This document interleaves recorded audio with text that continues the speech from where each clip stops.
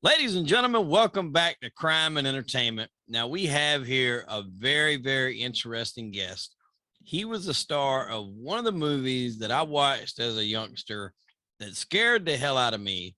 And as I've gotten to do a little bit more research on him before having him on the show, I realized that he's had a pretty long career in the world of totally opposite from that, from comedy and stand-up comedy. He actually was inducted into a class, Hall of Fame class at the Comedy Store, the world famous Comedy Store. And so I'm delighted to have him on the show and kind of talk about his broad range of experiences he's had in his life in the business and writing and whatnot. Please welcome to the show, Mr. Marc Sheffler. Marc, how you doing, my friend? It's wonderful. Thanks for having me, Wade. I think it's terrific of you to have me on. Absolutely, man. So, I mean, you got a lot of stuff to unpack here. You got, obviously Last House on the Left, for people that don't know, was a coming of age type horror film. I mean, that was pre-Texas Chainsaw Massacre. That was obviously pre-Jason, pre-Freddy. And you actually it was kind of the brainchild, I guess, of the people that created those two series later on. That is correct. And we'll get into that too. But let's first start with you and kind of your background and where you grew up. And then you have a pretty interesting story. I want to say, what was it, like your 12th birthday with some pretty interesting guests? 10th? Yeah. With some pretty interesting guests. You're right behind me. Okay. Yeah. So let's start with that. Just kind of where you grew up and what you were into as a kid. And then we'll get into that story too. I grew up in Pittsburgh, raised pretty much by a single parent, by my father. Parents were divorced. My mother and her new husband moved out of state when I don't know, 1957, I believe, when I was about 8. Then I went to live with my dad. I stayed in Pittsburgh. My father was an out-of-the-box, custom-made silk mohair suit, alligator loafer, Cadillac drive, and aluminum siding salesman. Okay. and let's just say I had my first custom-made pair of pants when I was about 11 years old. Okay. Right. And I lived in kind of a bubble. I lived with a dad who didn't really know anything about parenting, but knew that he loved me. And, we were both trying to figure it out as we went along. So the thing you're referring to happened on my 10th birthday. My father came to me and said, "Hey man, 10 years old, double digits, big deal. You're moving on another decade, special birthday. I want to get you something special. What do you want?" So I blurted out the Three Stooges, and he got them for me. They were playing a nightclub gig, a 2-week gig at the Holiday House in Pittsburgh. So he went to them, got in touch with them somehow, and said, "Hey, I want to have a birthday party on a Saturday afternoon for my son. What do you guys want for the show?" They made a deal. And bing, bang, boom, I've got about 60 friends and their families and anyone else who heard about it, who knew us. And they're there. And the Three Stooges start doing a show. So halfway through the show, Mo stops the show, looks out at the audience and says, "Well, we're here to celebrate Marc's 10th birthday. Where's Marc?" So I raised my hand. And he said, "Marc, come on up on the stage with us." And I looked at my father, and my dad was dead serious. He said, "Get up on that stage." I've never seen him that time. I laughed thinking about it because he was kind of a clown and a good time guy, but he was like dead serious. He wanted me up there. And I went up on the stage, and I knew the Stooges material because I'd watched, this was my thing after school. Most kids are out playing ball and running around in the sunshine. I'm in a little room on a television memorizing Three Stooges material. So I got in, started doing their shtick with him. And then all of a sudden he stops the show again, puts his hand on my forehead and says, "I dub you the fourth Stooge." Well, they went nuts. It's like laughter and applause. And I couldn't see anything. Have you been on stages, right? Oh, yeah. You can't sit, right? You got lights in your eyes. So there I am. I'm like 10 years old rather. I got a microphone in my hand. I'm talking, I'm getting laughs, and I can't see anything. And I feel this warmth, this ooh, you know. So I said, that's it. So I can't like intellectually and definitively say that that was the moment where my life changed. But the more I look back on it, the more I'm working on a book I'm writing right now, the more I realize that that probably was the moment when the switch got flipped, right? Right. Yeah. I can't think of anything else. And it was just aimed in this direction from that moment forth. And especially if you were comfortable up there. Oh, yeah. When you get up there, there's either one or two things are going to happen. You're either going to feel at home or you're just going to fold and get off.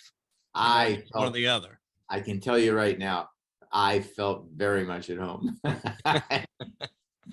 Well, that's very interesting, and to have the Three Stooges there. I mean, that had to be pretty surreal in itself. I don't even know so much the getting on stage part might have been easy, but to be around those guys and the Three Stooges, I mean, at that time, they were hot, man. I mean, that was you see that? It's an interesting thing there, because the one thing that when you're a working professional in the entertainment business, right? Mm-hmm. The one thing you can never ever be when you're working is starstruck, right?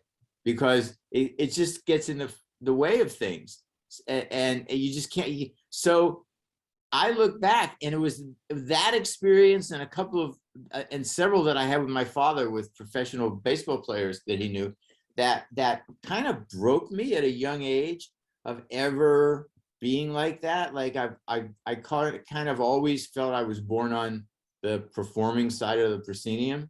Right. You know, that's where I'm home.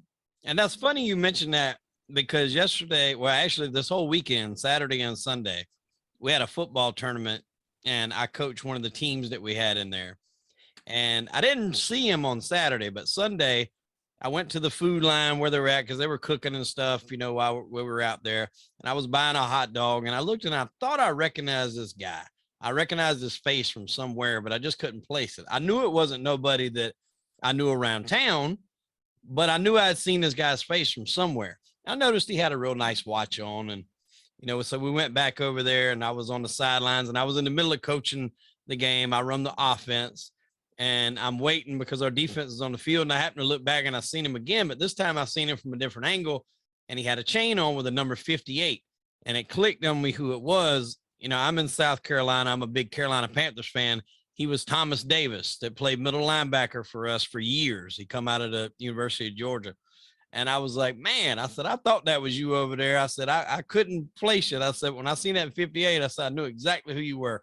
So I shook his hand. I couldn't be too much of like a fanboy, because I still had a job to do. I had to go out there and coach. But with that being my favorite team, it just kind of struck me. But it was like, you know, I can't ask him for a picture and nothing like that. I got to go out here and coach these kids. But, you know, you have to kind of reel it in just a little bit, where the average person would have probably, you know, just forgot what they were doing. my dad was, among other things, was very close friends with a lot of the players who were on the very iconic Pittsburgh Pirate 1960 team, the year they beat the Yankees in the World Series. Okay. He knew everybody. When we went to baseball games when I was a kid, we never had tickets. We'd go right in through the front office, the Pittsburgh Pirate front office, and everybody knew my dad. So it was like, you know, hey Lenny, hey Lenny, hey Lenny. We just walked right in. It was bizarre. And I mean, there are a whole bunch of things that I learned from him that kind of prepared me to have the life that I have, you know. So well, it sounds like your dad definitely had some pull. He had some juice when it counted back in the day. Yeah, he was a character. He was a very famous siding salesman in that era of the Tin Man and the aluminum siding salesman. Mm-hmm. My dad in the Pittsburgh area, Pittsburgh, Ohio, West Virginia, was pretty famous. Okay. It was pretty well known. So after that, did that kind of shape you to look at something more along the lines of acting, or, you know, was the writing coming into a play, or not? Writing thing didn't happen until after Last House on the Left. I'm fundamentally a benign, lazy person, right? Like, you know, I'm lazy, but I'm responsible, and I try to exert just about as much energy as I need to meet my responsibilities. I can feel that. Yeah. And so, I just tried I was an actor because I told you I left. You mentioned something to me in a text. I went to LSU. Speaking of the SEC, you guys are talking about football. Yep. I was at LSU. I was there for 2 years, right? And in the second semester of my second year, my sophomore year, I went to college with David Duke, by the way, and used to debate him quite frequently in LSU's Free Speech Alley. Wow. So, yes, and asshole then, asshole now. Man, give him kudos for consistency. I didn't even know he went to college at LSU. Oh no, yeah.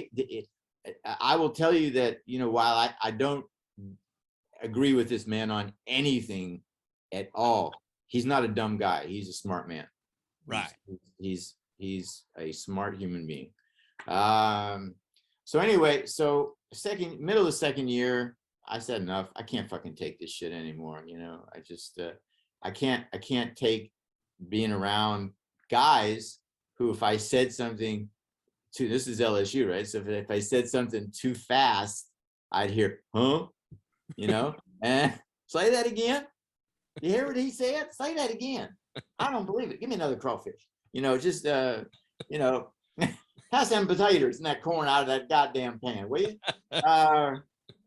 So anyway, I'm sorry. I'm just fucking with you, man. It's okay. You're good. I don't like LSU anyway, so I don't care. No, it's okay. It's okay. See that tiger? I think you ate the coach. You got a goddamn real tiger down there. Shit.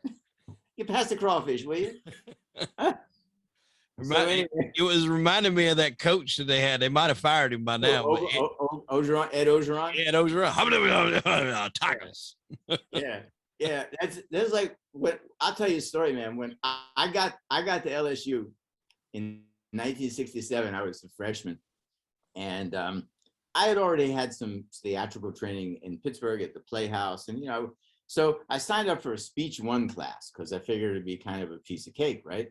Mm-hmm. So we're all sitting in there, and I see it's back then in 1967, the range of what a mosaic of freshman students at LSU looked anything from people who looked like they stepped out of a Brooks Brothers catalog to people who you'd think got onto land and took the fish hook out of their mouths, right? So, and I'm serious, because it was a state school and anybody could go there, right? So I'm in there, and in walks the teacher, a graduate assistant, kind of a short, gant, white, a button-down shirt, very short, preppy hair. Looked like a fraternity guy from a preppy fraternity. And he writes his name on the board. He writes Mr. Britt, B-R-I-T-T, right? And then he writes underneath Speech 1 and SEC for section whatever, 27. Turns around and looks at the class and says, "Afternoon, y'all. My name is Mr. Britt, and this here is Speech 1 at Louisiana State University. And during the course of the semester, I'm going to attempt to teach y'all the correct way to speak the English language." And I think I'm fucked, man. I'm so fucked. Now, here's the irony. You want to hear life irony here? Absolutely. You got your seatbelt on? I do. Okay. Many, many, many years later, I was sitting in my office at Universal when I was one of the producers of Harry and the Hendersons, the first season. And one of the things I had to do that day was sit in on a casting session for some day players for next week's episode. So I looked down at the casting sheet and who I have to hear and who I'm listening and who I'm really, and I recognize a name. And in walks Rod Britt, the teacher that I had. Wow. And he looked at me and he stared and he went, "Oh my God, I had you as a student, didn't I?" I said, "Yes." He said, "What year did you graduate?" I said, "I didn't, man. I fucking bagged it and came here." And then he said, he put his hands on his hips and he says, And now I'm here begging you for a job. And I ended up giving him the job. I just said, go ahead, job's yours. You know, it's just yours. Just take it, man. It's just fucking take it. How's that for like weird irony, right? That's very awesome. But that's cool that, you know, you were cool with it. Just like, yeah, go ahead and give him the job. I gave it to him. I just fucking gave it to him. I just said, here, it's yours. Go ahead. Just old time's sake, man. It's all yours. If your agent sent you here, you can do this. It's one fucking line. Go ahead. So when you left LSU, what was your game plan then? Okay. I had it all in place. I had 3 life goals, right? Mm-hmm. I had the only 3 life goals that made any sense to me. I wanted to smoke as much weed as possible. Okay. Number 2, I wanted to sleep with as many different women as possible. I'm with you so far. Right. And number 3, I wanted to make just enough money to afford the weed and the women. All right. Because I'm not a greedy man. I just figured, give me my share of weed, give me my share of pussy, and enough money to pay for both, and I don't bother anyone. Okay? Because I'm 20 years old. What else is there? There is not much else at that point in time. Right. No. What else is there? So I left LSU and I knew kind of I was going to come to California first, and my dad said no. My dad said, I think you need to go to the Catskill Mountains and get some training on a more fundamental level. He said, here's the really bizarre thing about my father. He made a couple of predictions, right? He said, if you end up in California, Hollywood will bring you there. Don't go till it brings you. But if you're supposed to be there, it's gonna bring you. Like, I had no fucking idea what he was talking about, to tell you the truth. I was, okay, sure. But the only thing I knew was that he always gave me good advice. And he said, here, I'll give you some money. I'll get you an airline ticket, or I'll arrange transportation for you from LaGuardia Airport up to the Catskills. But go find yourself a job up there, weave your way in, learn what you have to learn, and just see what happens. So, I went and got a job in the Raleigh Hotel in South Fallsburg. I bullshitted my way into becoming the stage manager of the nightclub, right? The 1,500 seat gigantic fucking nightclub. And I told him, I lied. I said, I had lightboard experience. I knew how to do this. I just lied. I just flat out fucking lied, and, figured it out the day I had to go to do the job. So I worked there. I saw like every comedian who worked the Catskill Mountains over and over again, starting from July 60 or the 4th of July weekend, 69, like over and over again. It's like 5-6 shows a week, just all these guys. And I became friendly with a guy named London Lee, a guy who was a hot comic on the East Coast back then, who came from a very wealthy family in Long Island. And his act was that he was a poor little rich kid. He had jokes like, when I was a kid, my father got me a German Shepherd, not a dog, a real German Shepherd.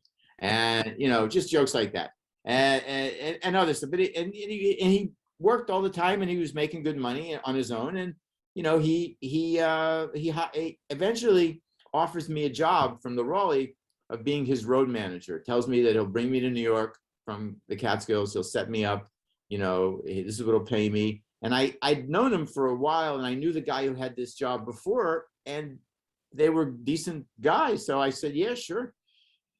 So I told my dad what was going on, and my dad said, great, it sounds good. So I moved down to New York, and I stayed with London for about a year. And I went from being his driver, kind of errand boy, to writing some jokes for him that he used in his act that really worked, to being actually a physical part of his act that we do a little bit on stage. And we did that. I probably did maybe like 150 club dates with him as part of his act. And then it all led up to 2 weeks at the Copacabana in New York. You remember you've heard of that? Oh yeah. Just checking. Just don't want to assume anything. Yeah, I've seen Goodfellas a time or two. All right. So London got a 2-week co-headlining gig with a singer named Jackie DeShannon, co-headlining. And I ended up doing stand up there. But I had been on my days off, I'd come into the city and I'd go to clubs. But one night, London and I were at the Nevele, I think it was, a hotel in the Catskills, similar to the Raleigh where I was. And the bit that we would do would be, he'd be on stage in the middle of the show, he'd stop and he'd go, I'm a little thirsty, I need some water. And he'd turn to the wings and he said, Marc, could you bring me some water? So I'd bring out a glass of cold water. And he would look at me and said, who am I? And I would say, oh, you're the boss. He said, who are you? I said, me, I'm nothing.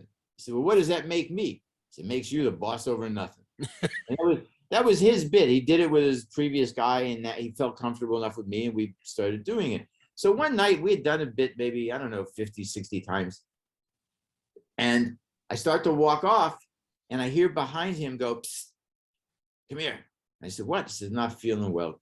Need a little more rest. Can you do 5 minutes? I said, fuck yeah. Of course, I shit in my pants, right?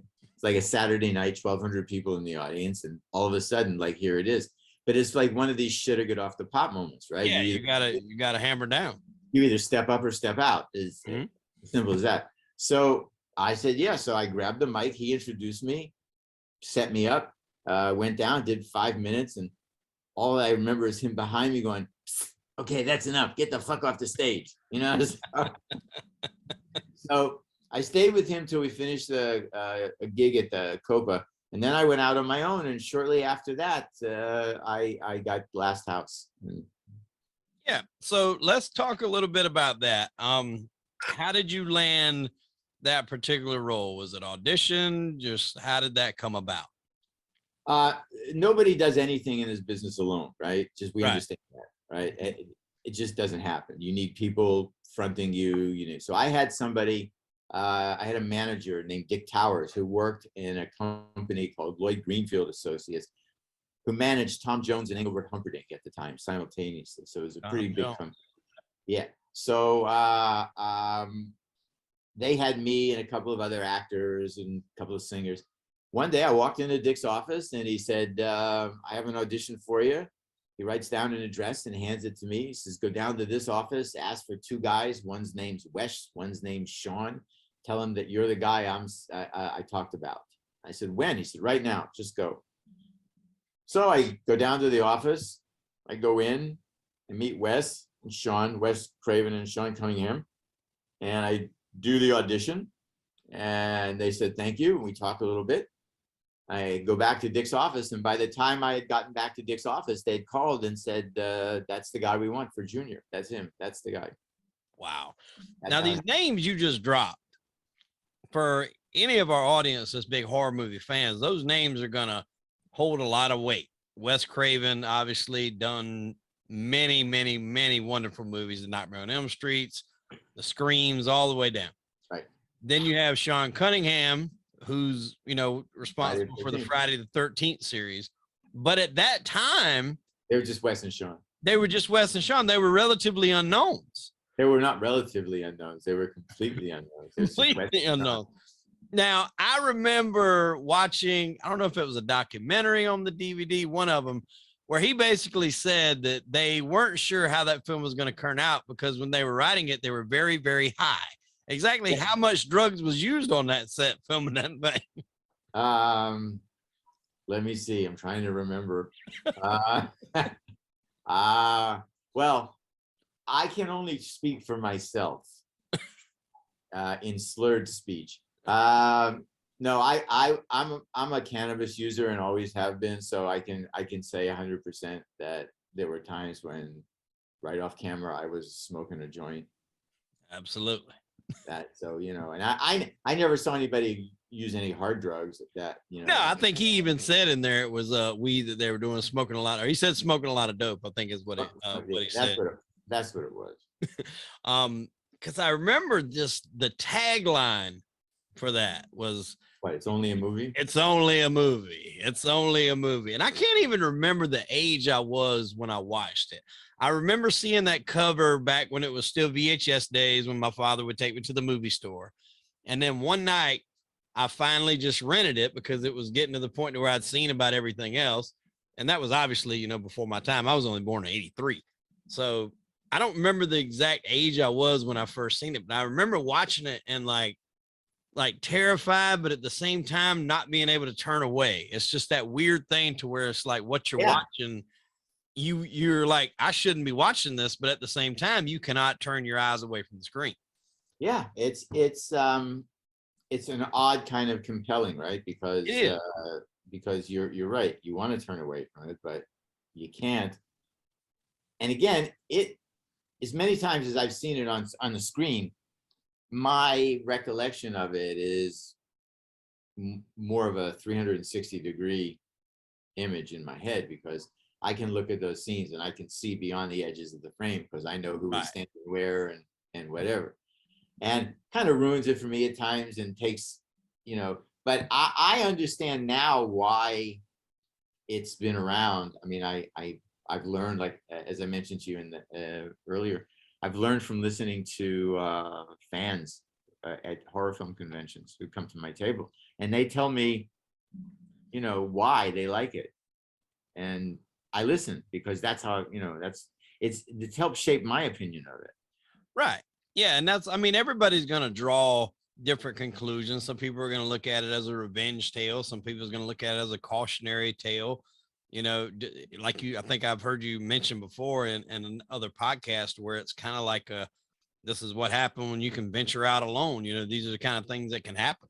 Yeah. And it's also, for me, I'm going to say about, I don't know, maybe 10 years ago, I settled on the underlying narrative of the film. And that is, it's a movie about class warfare. Mm-hmm.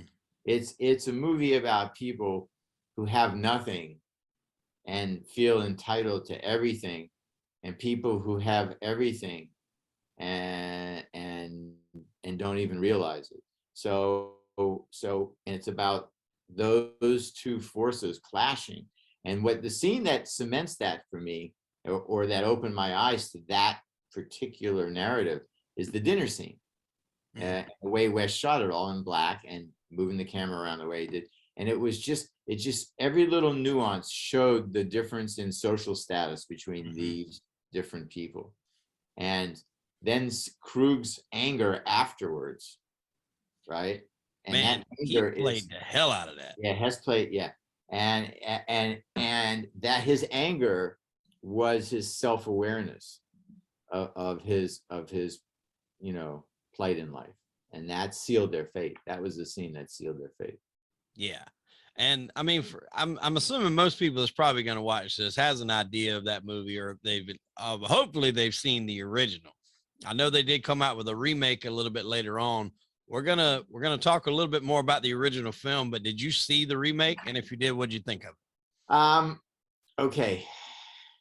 I avoided it until I had to see it. I had to write an article for a company, an online horror film magazine in England, comparing and contrasting the two films.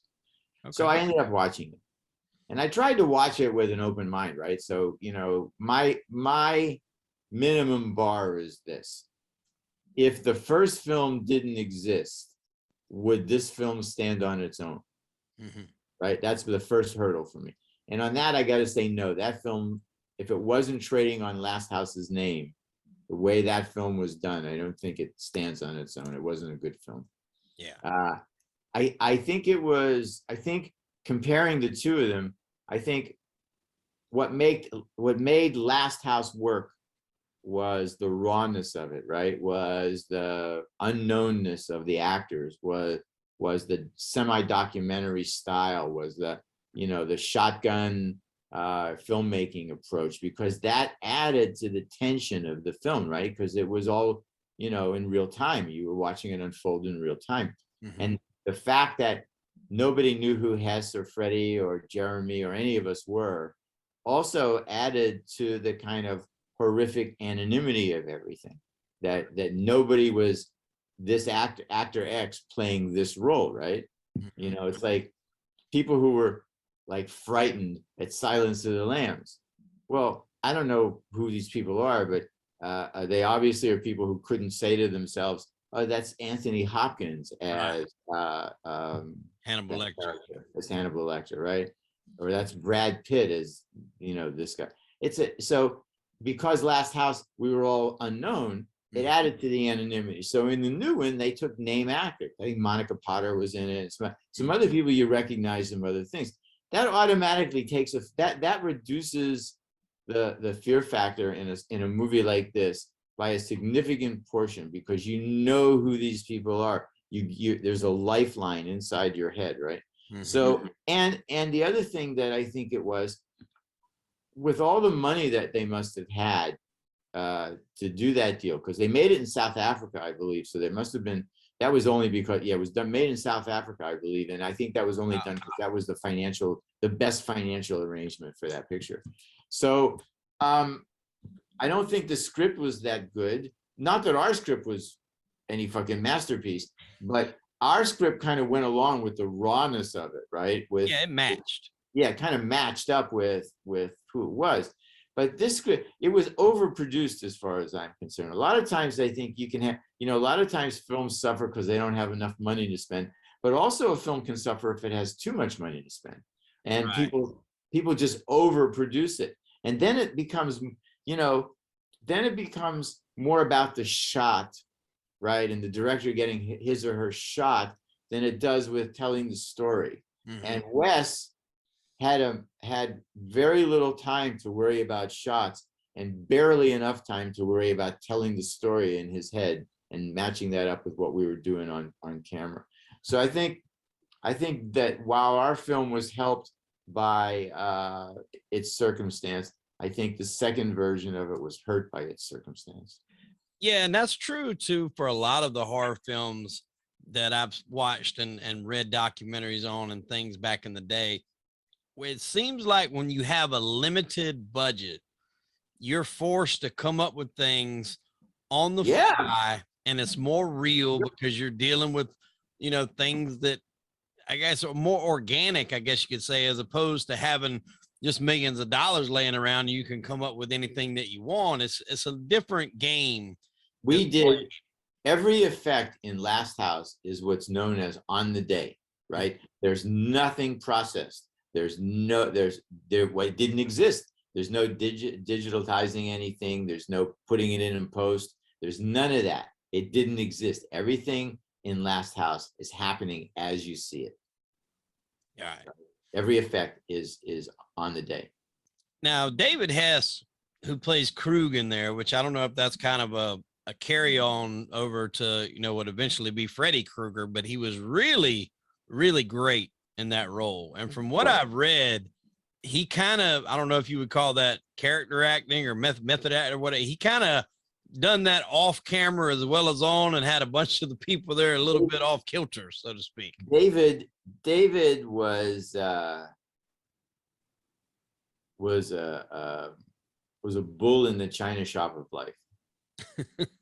Okay, he was an extraordinarily talented, misunderstood,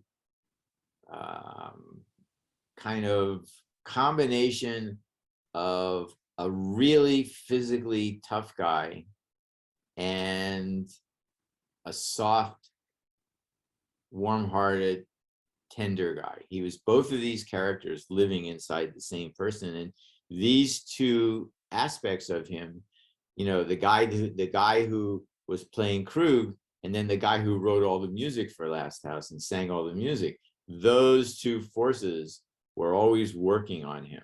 Until I was doing research for this interview, I had no idea that was him that sung that song. Yes, every one of them. And that was, or for the one that I'm remembering too, if you watch this movie, you'll know exactly what I'm talking about. But it's like, even the song was creepy. It's like, and the road leads to nowhere. Yeah. Well, I was with him when we were sharing an apartment when he was writing all those songs. Wow. So I was right there. No, so those two aspects of David's personality were constantly at war with each other. And we raised our kids. They are, our kids were friends, and we were very. He was kind of like the big brother I never had, right? Right. We stayed very, very close throughout the years. But he was a complex guy. He knew nothing about acting. He was doing what he thought people should do. So he was in character 24/7 the entire shoot, except when he was around me, because I would just laugh at him and he couldn't stand that. And that would make him break that character. Right. But with everybody else, especially the girls, he scared. Yeah. That stuff about him scaring the shit out of people. That's true. He did that. Well, they said one of the girls, she left, like was about to walk off set, leave the whole damn project. Sandra left. She wasn't about to, man. She left. Freddie went and got her back. Freddie's the one Fred Lincoln was the one, because he knew her. Yeah. And he's the one who went. She was on the highway hitchhiking back to New York. Right. Making this fucking movie. She's on the highway hitchhiking back to New York. Go figure that out. I remember saying that back then, right? To somebody. I said, wait, Freddie found her hitchhiking? Does she know what movie she's making? Yeah.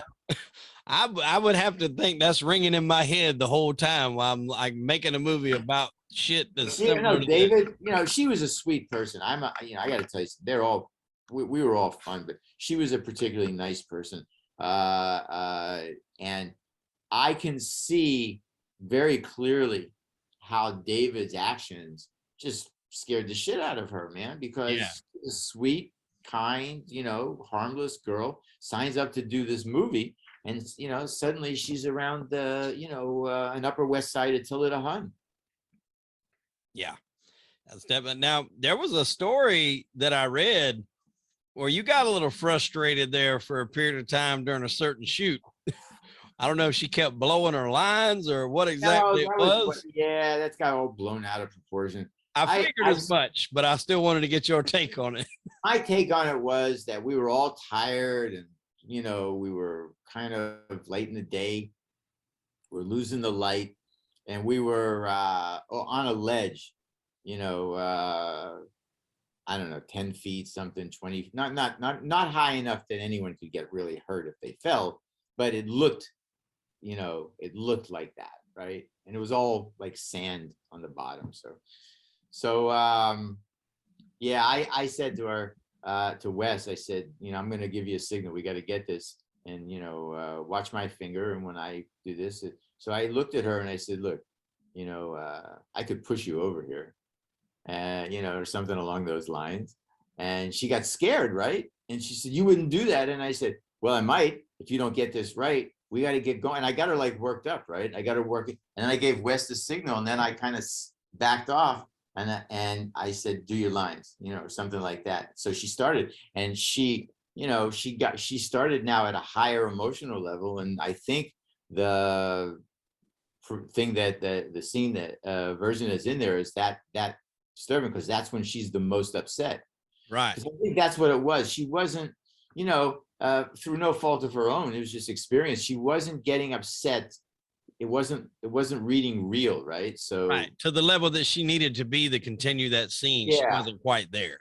So in a safe manner, without really meaning her any actual harm, right? I need to say that these days, because I didn't. It's not me, but I just want to make that very clear. I helped another actor achieve a much better performance. Yeah, she just needed a little push. Yeah. Now, I think I've said that the most PC I've ever said that in my life. Now, did you guys realize why you were filming this? Like, did you have any idea that this was going to be as big a cult classic hit as it was so many years later? Did you think it was going to be a flop? Were you basically just there for the check? What was in y'all's minds while filming this? Because like we said earlier in the beginning of this interview, this was pre-Friday the 13th, pre-Texas Chainsaw Massacre. There wasn't really much like this at the time that had been done on film. Yeah. So, all right, number one, I was definitely not there for the check. I got my first week's pay in the form of a check, went to New York into the bank, to cash it. And the teller looked at me and said, "How would you like this, sir? Heads or tails?" Okay. So, all right. So, you know, that it wasn't about the money. So, it was, you know, it was pretty interesting, right? Yeah, I mean, it could be one of those things where, you know, you're not sure what it's going to do, but you know that there's something there. There's a difference. That wasn't really true. What happened was Freddie and David and I saw an answer print. That's the final version of Last House at a screening at a Filmways post-production house on the west side of Manhattan. So I don't know, maybe sat like, you know, there were like 40, 50 people in it, and people were watching it, and then it's over, right? So we walk outside and we look at each other, and I'm paraphrasing here, but this is the nature of the conversation that happened. We all said to each other, "Great meeting you. We're going to be friends for a long time. We all get along. We're going to stay in touch. We live in the same city, but nobody is ever, ever, ever going to see this piece of shit." Okay. Wait. This is what we thought, right? This is what we thought. This was rational thinking. Okay. This was us as consumers of film, right? That you know, this is what we saw. So the film was released, and it was paid for by a company called Hallmark Releasing, a little distribution company out of Boston, who owned a chain of drive-ins. So they had a few drive-ins, and they did some kind of calculus where if they spent X amount of dollars for a film, they could run it in their own theaters over the course of a couple of 3 years or whatever, and they would make their money back plus, right? Because they had a built-in audience in their areas. They had numbers they could count on.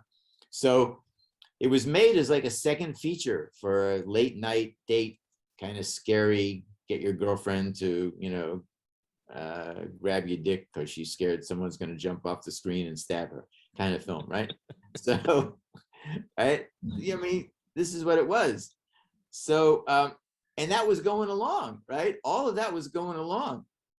And then the fickle finger of fate stepped in, and Roger Ebert of all people, Roger Ebert of the Chicago Sun-Times, the most well-known film critic in the United States at the time, he writes a 3.5 out of 4-star review of Last House, and literally overnight, we're out of the drive-in and into mainstream theaters.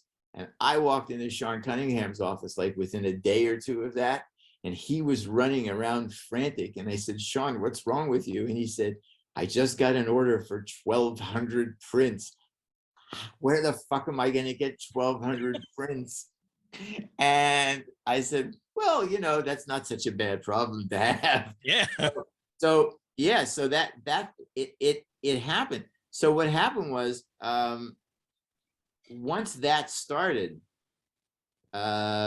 we started to get really, really known. And that's sort of like, I mentioned to you I was writing a book, right? Yeah, you did.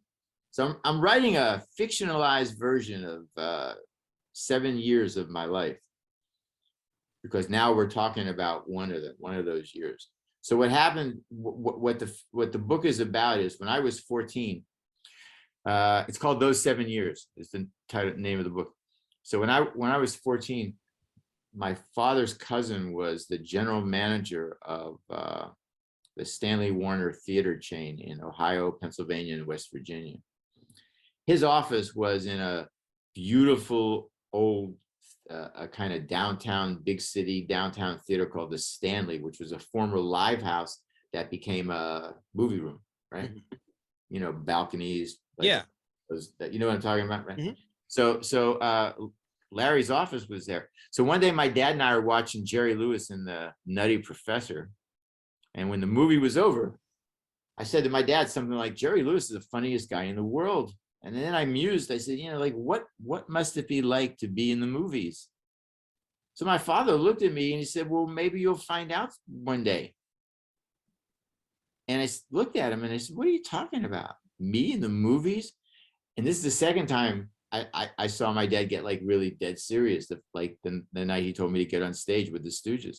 He looked at me and he said, "Hey man," he said, "somebody does that every day. Why not you?" Yeah. And I had no answer. So he and I made a deal that I said, "Okay, Dad, one day I'll star in a movie that's going to be up on this screen here at the Stanley." And my dad said, "And when that happens, I will get us a limousine to ride to the premiere in." So that we made this like little deal. We kind of shook on it. And then 7 years later, Last House becomes a huge hit. I get a call from the publicity people that it's opening in Pittsburgh and they want me to go there and do some publicity to open the film because I'm from Pittsburgh. Mm-hmm. And guess where it's opening? At the Stanley. And my father and I went there in a limo to the premiere. So my book that I'm writing is the journey from the deal being made to it actually happening. And it's through my years in New York and the Catskills and everything, but I fictionalized it. So that's the book I'm writing now. That's awesome. I mean, coming off of that had to be, something else, because a lot like, now when a big movie comes along like that, it launches you into another stratosphere. Remember, okay, but remember, I'm 21, only 2 years removed from 19 and my life goals. Remember what my life goals are, right? Yes. Okay, so I'm back in Pittsburgh opening this film, and I'm on local TV and in local press, and several women from my high school graduating class who a scant 3 years earlier would not give me the time of day were now suddenly offering me a whole lot more than just the time. So I remember being with one and thinking to myself, this is a good career choice here. Yeah. This is it. This is what I've been looking for, right? This is it. This movie star shit. I love it. So I did that. And then the universe taught me a lesson. And that was that everything that goes up comes down. Mm-hmm. So I'm back in New York, and suddenly Last House is out of the theaters and everything is drying up. I'm no longer like one of the 4 lead actors of a top 10 movie. I'm a guy who was in a movie that was here a couple of weeks ago, and now there's all new stuff and no one gives a shit. I'm back to going on auditions again, right? Mm-hmm. So I'm going to a point, I promise you. So the whole women thing dried up, and that was not good, because I was starting to really get used to that. I was really getting used to it. And then I was in an audition for, I found myself at a party, and I saw a guy who sort of looked like me, like kind of average looking, but put together, but average, well-dressed.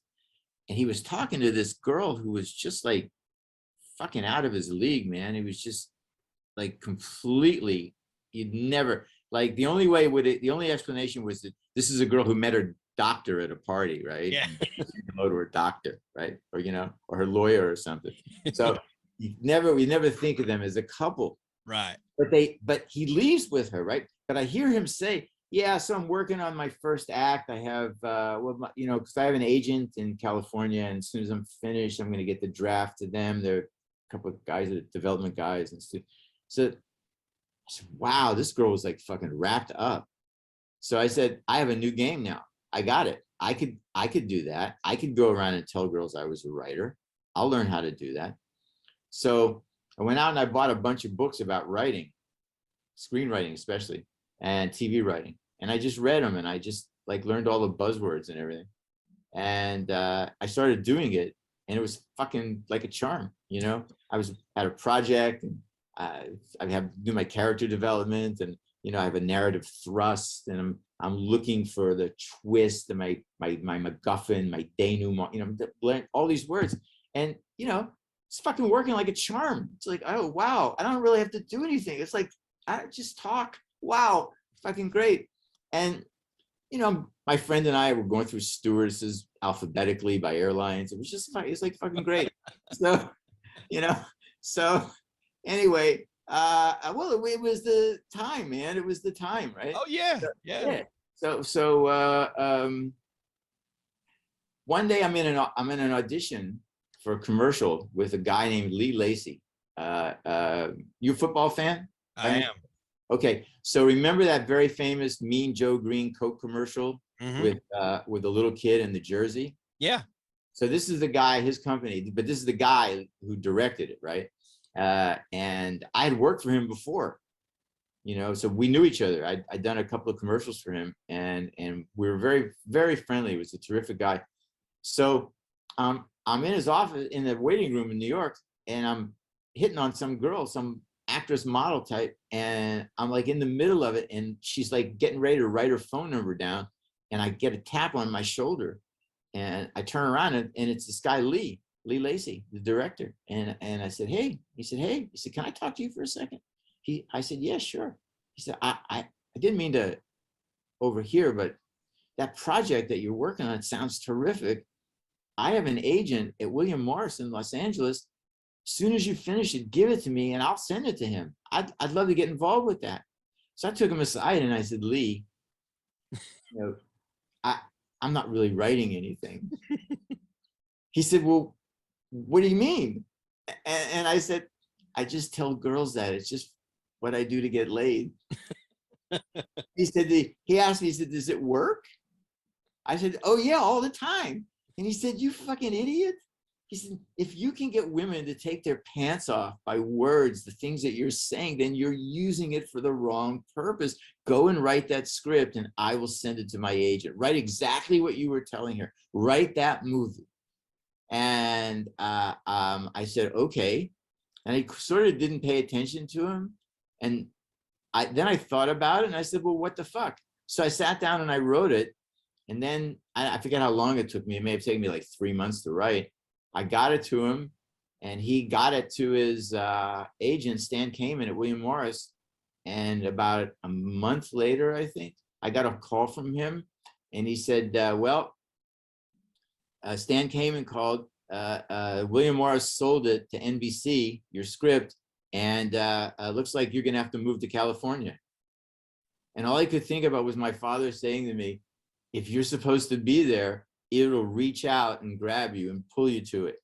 Wow. Right? Yeah, that's crazy. And there it was. So when I landed in LA to move here in '76, I had a car, an apartment, an office. I'd sold the first script I'd ever wrote. I had money in the bank, and I had William Morris as an agent. And that's why my writer friends call me the Myth. That's a pretty good cushion to have out there, all that stuff combined. I mean, that's yeah. And trust me, I know how fucking lucky I've been. That's nothing I'm saying to you do I think, you know, I was entitled to for anything other than the fact that it's already happened. So it's a matter of actual fact. Now you've wrote for a bunch of different TV shows though, like a shitload of different TV shows. I mean, just rattle off some of them right now for our listeners. There's a lot. I wrote monologues for The Tonight Show at one time. I wrote a bunch of celebrity athletic shows. I wrote People's Choice Awards. I wrote Harry and the Hendersons. I wrote Happy Days Reunion Special. I wrote Love Boat. I wrote Sanford. Just a lot. Now, when you say Sanford, you're talking about Sanford and Son? No, I wrote Sanford, the one after that, the one that he did with Dennis Berkeley. Oh, okay. Yeah. So now, was this for like just episodes or just? I wrote one episode of that. Okay. So when you do that, and I'm just curious, like when you write an episode for a TV show and you haven't been involved with it, like from Jump Street or whatever, do you go back and watch some previously to kind of get a feel for the character? Oh yeah, you do more than that. You know, every TV show, the script for every TV show is fundamentally the same and unique and different at the same time. Mm-hmm. They all contain all the same information, but every executive producer has his or her imprimatur, and they put that on in the form of how they do certain things, because while the scripts are the same, there's certain ways to do different things. Right. You know, so the first thing you do is you start reading, you read a half a dozen or so scripts of shows that have already been produced by that company in that show. So you see what's known as, it's called an as broadcast. So you can see how they do it. And then all you do is you mimic that. The goal often is to not be the best episode of any given show, but to be an episode that looks like any other episode. Right. And that's a lesson that young writers, I don't think, learn, because everybody's so enthusiastic and rambunctious and career oriented that and I was taught this at a young age, so I got it. I said the goal when you're entering into television as a writer is not to write the best show ever, because invariably you will fail at that, because you don't have the knowledge, that the interior knowledge of the show that the show's actual writers have. Right. And number two, you want to write a show that looks just like any other episode. That's it. Do you have like a base storyline, like whatever they wanted to do that particular episode, and then you write around that, or how does that work? Well, it depends. Sometimes, like when Lee Aronson and I wrote Who's the Boss, we went there and they had the storylines. And at the time, Lee and I were being managed by Steve Sauer, who at the time handled Tony Danza. So we were brought in because of that. And then the two episodes of Who's the Boss that Aronson and I wrote were pivotal episodes. The first explained the death of James Coco, who played Tony's father-in-law, and Alyssa Milano's grandfather. And the second was the one where Tony makes the decision to go to college. So Lee and I wrote two pivotal episodes that turned the series in a different direction. And they had Marty Cohen and Blake Hunter, the executive producers of the show, they had the fundamental stories. They knew what they wanted to do, and we were just tasked with doing it. Okay. That's interesting. Now, you even have a little stint here in the comedy world, which I was unaware of until I started doing some research. You actually, performed at the Comedy Store, and for people that are into that sort of thing, that's a huge deal to go out there.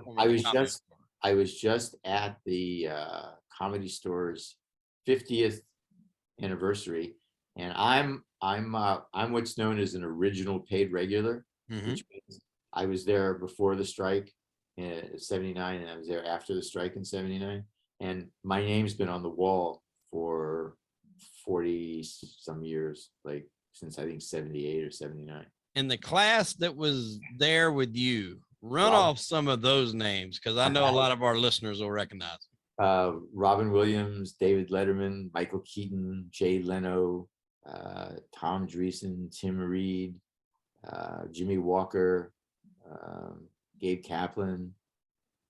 They're all there. They're all. Never heard of none of those guys and gals. No. I mean, that's a hell of a class to go in with, for sure. It's amazing. I look back and it's not conjecture. It's just I look back. Who was I talking to? I think it was either another podcast or I was talking to somebody about it, and it's how'd you do it? And all I can say is, oh yeah. I was talking to Marsha Warfield, comedian, actress, right? And Marsha and I are old friends from the same era, and she was part of our crew, that included Pryor and Argus Hamilton and just everybody. And Marsha said, we did it because we were survivors, and we aimed ourselves. You just got to aim yourself. And I got to a point where I sort of got responsible. I hate to say that because to me it's just such a creepy thing, but I had a choice to make. I was doing stand-up at the Comedy Store and writing jokes and going to meetings and meeting people, and I'd get a gig on a variety show for a couple of 3 weeks and make a lot of money and just chill and smoke dope and be with girls and I just party. And life goals achieved, huh? I mean, I'm telling you, man, I'm telling you. So that I'm getting to that. So then I don't know. I got offered a big job. It was a studio deal, a development deal, and I had to be in an office every day, and I had to, and I stopped doing stand up, and that was a turning point when I realized, and I made a mature decision. I said, I don't really want to go on the road. I don't want to do that. I don't want to schlep from city to city. It's too much work. I just want to stand in a room and be funny, open my mouth, and have people give me money. And I found that, and then I had to learn and read. So, listen, I freely admit that if I lived in any other country on the fucking planet, I'd be homeless. I wouldn't have a house in the desert and an apartment in LA and a nice car and a beautiful wife from Colombia, 20 or something, about 20 years younger than me. I wouldn't have any of that shit. I'd be on the street. I'd be on a fucking bus telling jokes for fucking pennies. oh man, that's some classic shit. Now I heard you told a story. I forget what podcast it was on, but you and David Hess remained good friends. Very close friends. After this was over. Uh-huh.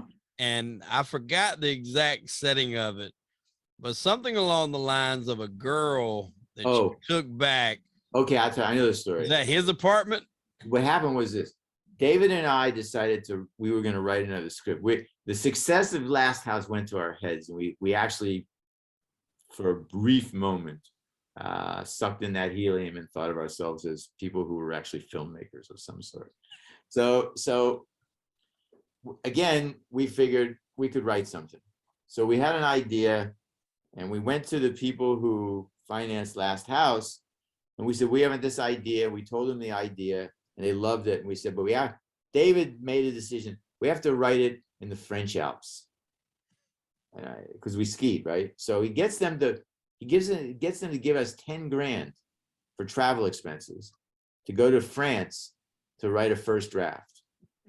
I schlep a typewriter. This was the old days. You schlep a fucking typewriter and skis. And I mean, it was just a great trip, but it was just, a lot of carrying shit. And I don't like that. So we're writing and we're there. And Hess was, if you've seen the movie, he was a very physical guy. He was handsome. He was very masculine, and he was very powerful. He was very muscular and very powerful. And I'm not, but we're still friends. So he was an excellent skier. I'm not. I'm okay, but I'm not.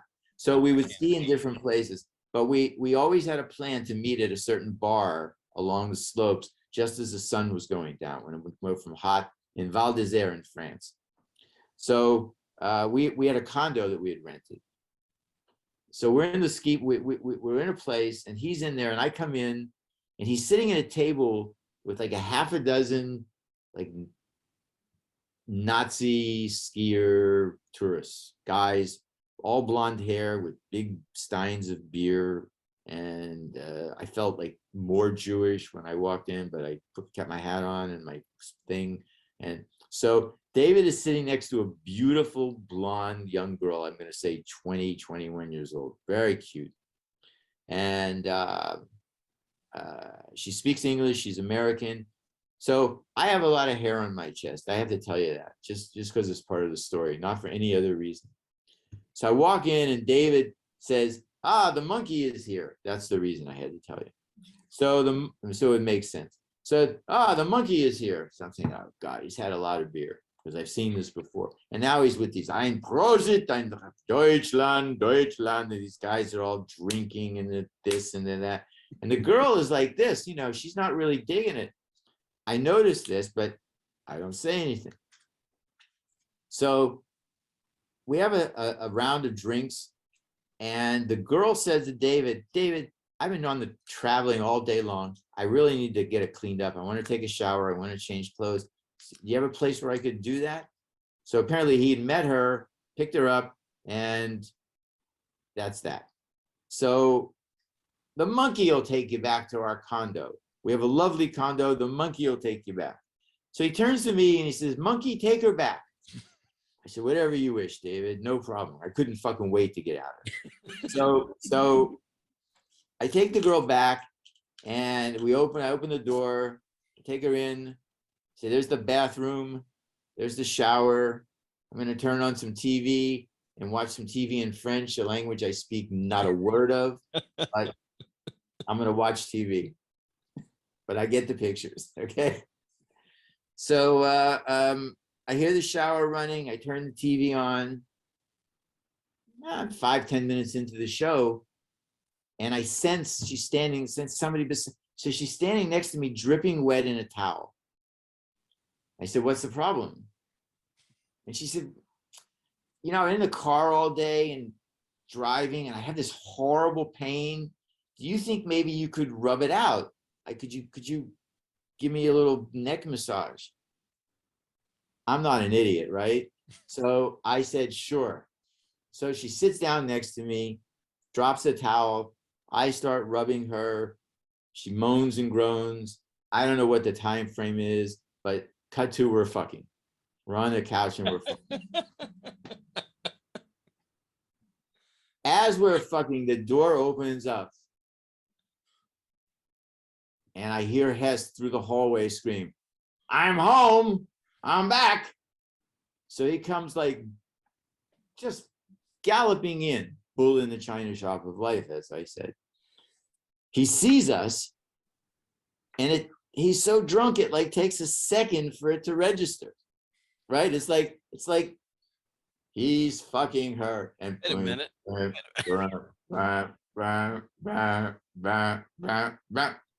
He's fucking her. What? And he looks at me and he says, what the fuck is going on? And I just, without missing a beat, said, looks like the monkey is having his banana peeled. What and to his credit, he said, all right, well, it is what it is. I'll see you later. And he just turned around and walked back out. Oh, man. That's the story. That's good stuff, man. That's cool. You guys remain friends. Oh yeah.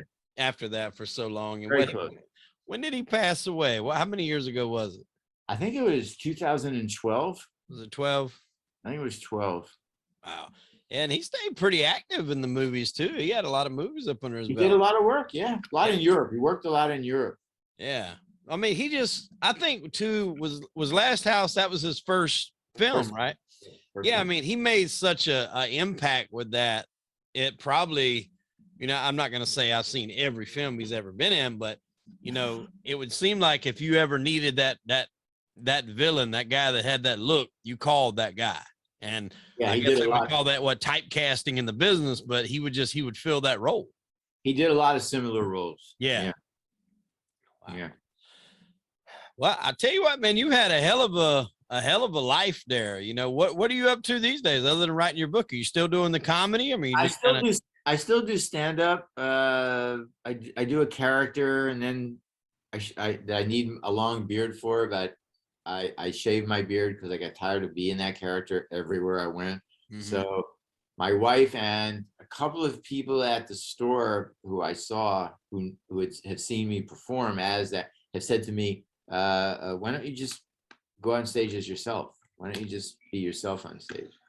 So my wife is kind of pushing me to do that. So I don't know. You know, I have a weird life. It's not a complaint. It's the kind of life that people would envy. My wife and I come and go as we please, right? So she's Colombian, and prior to the pandemic, we were spending in the aggregate about 4 or 5 months a year in Colombia, you know, a couple of months here, a couple of months there would even out. And the rest of the time, we either in LA or we travel. So we're going back on the 12th of June. We haven't been back since the pandemic started. So we're going to be there for 10 weeks. I don't have much to do there except write. I plan on finishing my book while I'm there, you know. Okay. it's hard to make plans. You know, like I don't have that career future that a 28-year-old person would have. Right. I have a certain life that, you know, I have to be respectful of my wife and I can't be selfish. And, you know, I write jokes every day, so I'm always ready. So I'll perform as it comes by, but right now I'm deep into my book and want to get that done. Yeah, well, that's good, man. I mean, that's always, you know, good to have. I'm sure that's a passion project for you. It's always good to have those to lean on and put your energy into.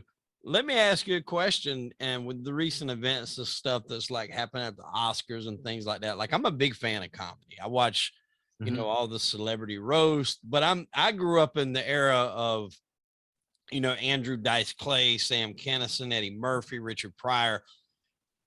Today, well, those are different eras. that's Richard very, Pryor, different yeah. era. Well, yeah. Well, he when I come up, he was probably past his prime, I would say. Like I remembered him on Harlem Nights and stuff like that. He kind of went more to the movie aspect now. I don't know if he was still doing the comedy quite as much, but like those jokes that those guys said back then would not fly today under any fucking circumstance. It's fucking ridiculous how PC shit is nowadays. It's bizarre. I mean, I don't do the kind of humor personally that insults people. It's just right. I find you've gotten a sampling of my humor here. It's not right. It's more conversational and, you know, observationally sarcastic than it is. I don't attack people, and I don't think Chris Rock was attacking anyone personally. I could tell how he delivered the line. It was a fucking throwaway line. It was pretty much what Bill Maher said on his show the other night, you know, his jokes for dummies. Yeah. He pretty much nailed it. He was 100% right, everything he said. So it's bizarre. I don't know. I mean, you know, I have two schools of thought. One is that if you're really funny, like, I don't mean you were funny at a party. I don't mean you learned how to tell somebody's joke. If you're really funny, if you've got that thing that people are drawn to and that you can command an audience, you don't, unless you're Don Rickles, right? Who did it with a twinkle in his eye, because I knew Don and he did it with a twinkle in his eye. There's no reason to make fun of people to be funny. Right? If you're really funny. Yeah, no, I agree with that. Really funny, you're joining the audience to your point of view and getting them to take that little ride with you. Right? So I think that sometimes people get overly sensitive about shit, and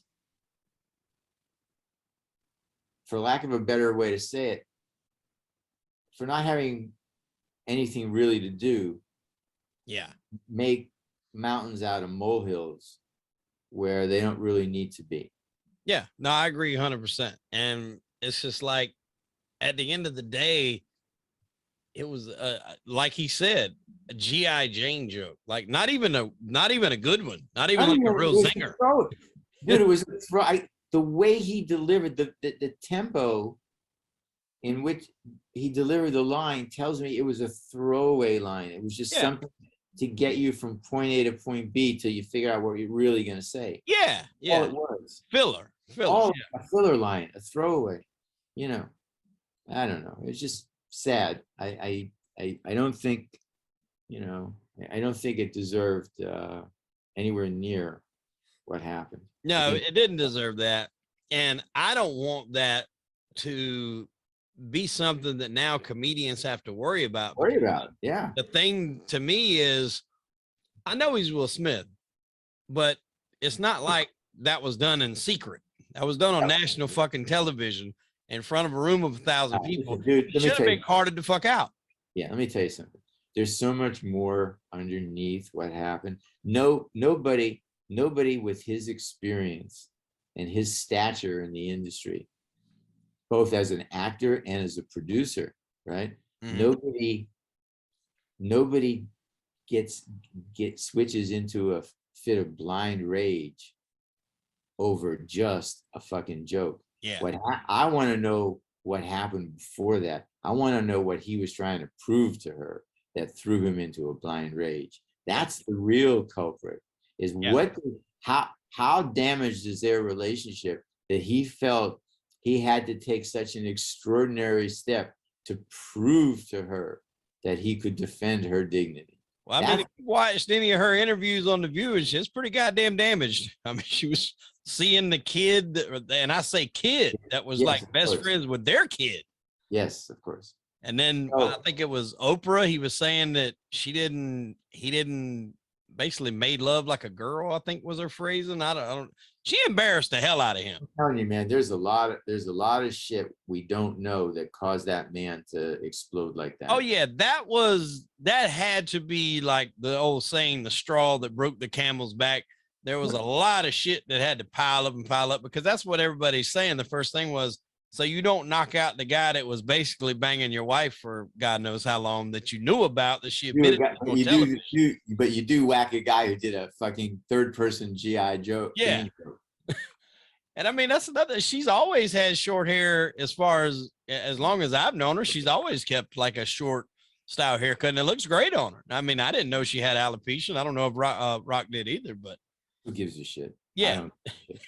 I don't give a fuck. You know, it ain't fucking terminal cancer. It's right. That was my thing. I can see if she's up here dying on chemo treatments. That's different. If you lose your hair because of chemo, you get like the Andrea Doria level of sympathy. Right. But you know, because you got a skin disease that's treatable and you are extremely wealthy and you get the best fucking treatment possible and don't ever have to live with that shit like most people who get it because they can't afford the medicine.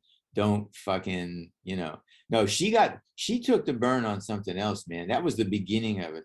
But that candle, that was a phosphate burn and shit. You know, that wasn't a candle. That was that shit that burns through concrete, you know. No, I agree. And like I said, I hope it doesn't deter anybody in the comedy world from doing shows. And you know, Lisa Lampanelli is? Yes. I don't know her, but I know who she is. Okay. So she used to do the roast and stuff all the time, and she still does comedy, but I seen something on Facebook the other day where I don't know exactly what started it. Of course, when people cut on cell phones, you get the midst of it. You don't really get the beginning. So I don't want to draw too much from it, but I shared it on my Facebook page the other day, and she is like just going the fuck off, like on everybody in the whole audience, and eventually just left. And she said in there, she's like, I'm 3 shows from retiring and I got to put up with this fucking shit. And I don't know. I guess to a certain point, sometimes people just get to their breaking point. Like I said, I don't know what started it, what triggered it. I don't know either. And I don't know her, so I certainly can't comment, but there are times when, you know, usually I've never seen anybody intentionally want to go out and do a bad show. So everybody goes out and tries to do the best show they can. Right. Sometimes the audience responds, sometimes they don't. Sometimes you do the same material the same way and you get 2 different reactions. Mm-hmm. And you say to yourself while you're doing it, what the fuck? I did this last night. They were like driving themselves crazy. They're like, I don't even know if they're alive anymore. You know? So no, it's a weird thing to be up there and you know, forget that oh, you know, it's you got to keep shit going. Yeah. And I think that's probably one of the worst things for a comedian is when he's writing his jokes or his materials or his bits, that you have to take into account, was this going to offend this person? Is this going to offend that person? You'd be writing for fucking ever trying to come up with something in there. I just, there's really no safe way to go about it now. I just say, just write your fucking shit. If it pisses them off, it pisses them off. It is what it is. There's going to be a core group of people out there to appreciate what you guys do. Look, funny is always the lifesaver, right? So like I have a couple of jokes in my act, even when I do that character, but I could do them as me if I was doing me, you know, that sound like I'm saying something that people go, oh, and I want them to do that. I want them to do that, because the more they do that, actually, the more I can snap the rubber band when I do the punchline. Yeah. But and I'm intentionally making them go to that place. Mm-hmm. So I don't know. Funny is usually the key. It's people who are funny can get away with a lot of shit. Yeah. No, I agree. If you're really funny, and you gotta like read the room and know how to be funny in that room, and just understand where you always know where you are. And if you're really funny and you always know where you are, you're somehow able to pull it off. Yeah. You get through it. Yeah. Jeff Ross is the one that's pretty good at doing that. He can even insult the audience and have them loving it, right off the bat. And that's something that not everybody can do. Like you said, it takes a certain kind of person to be able to read the room and to be able to get away with some of that stuff, where if somebody else said it, it's not going to come across the same way. When a comedian's on stage telling jokes or doing the physical part of their act, that's just one of the things that person is thinking about at that moment. Trust me, there's a whole lot of shit going through your head at the same time. You're rewriting, writing, switching jokes. Oh, they didn't laugh at this. Maybe I'll go to this thing. I mean, you're talking to yourself. I mean, just, there's so much else going on. Well, I'll tell you what, I usually like to close out a show with kind of an in-depth question.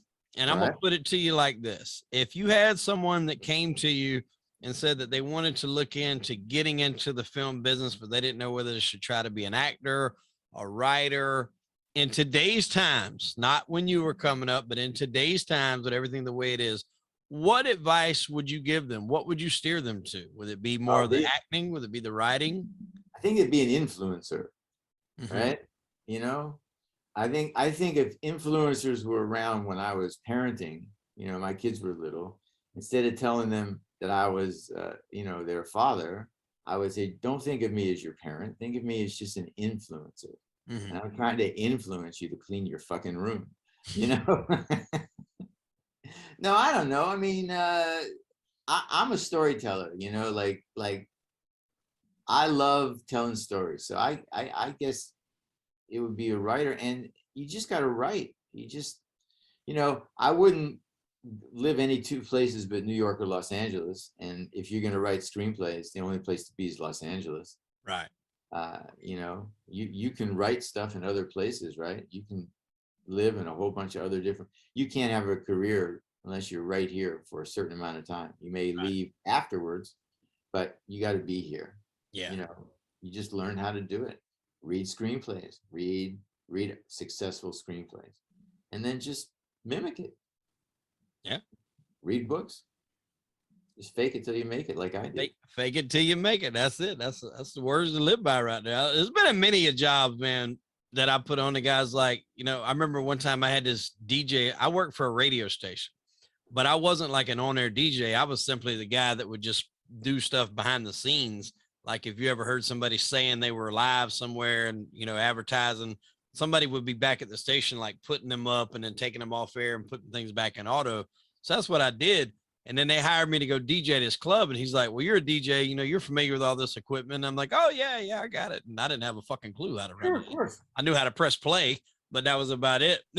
But I managed to find my way around it and, make it look like I somewhat knew what I was doing. And, it all worked out. So like you said, yeah, fake it till you make it. Fortune favors the bold, It does. You come to these points, you come to these points in your life. Like as I'm writing the book, right? I go through these very special moments in my life. And I look back and I go, yeah, pretty much every time I was, I had to get my shit together to take the leap. I did. I took the leap. Yeah, and the money that they were going to pay me to do that, there was no fucking way I was turning it down. I'd have told them I'd have made music myself before I turned that money down. So, yeah, absolutely. That's exactly. Fortune favors the brave for sure. Well, man, I've enjoyed having you on the show, man. I've had a blast. Last House on the Left, one of those movies that sticks with you forever. You know, it'll live on in infamy. They'll probably be talking about it a long time after I'm gone. It's just one of those films, man, and you were a part of it, and you parlayed that into a successful career. And obviously you're kind of just, you know, Chilling. living life now, man. You're just chilling, just laid back and relax. That's it. Well, I certainly appreciate you coming on the show, man. I hope you had a good time. Absolutely. Good talking to you. Yes, sir. Well, ladies and gentlemen, I am Hollywood Wade. That was Marc Sheffler. And unfortunately, we are out of time. Tune in next week for an all new episode of Crime and Entertainment. Marc, we appreciate it, my friend. My pleasure.